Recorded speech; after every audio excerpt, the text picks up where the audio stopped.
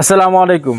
হাফিজ incubator থেকে আমি হাফিজ সবাইকে জানা আন্তরিক শুভেচ্ছা অভিনন্দন। দর্শক, আপনার মাঝে আবারও নতুন একটি ভিডিও নিয়ে হাজির হলাম। দর্শক, আজ আপনাকে দেখাবো সহজ উপায়ে কিভাবে ইনকিউবেটর দিয়ে বাচ্চা ফোটাবেন। ইনকিউবেটরে ডিম বসানোর আগে যে কাজটা করতে হবে সেটি হলো আপনার ডিমটা এরকম পরিষ্কার পরিচ্ছন্নতা রাখতে হবে। ইনকিউবেটর হয় আপনার দুইভাবে, একটা হলো ফুল অটোমেটিক, একটা হলো ম্যানুয়াল।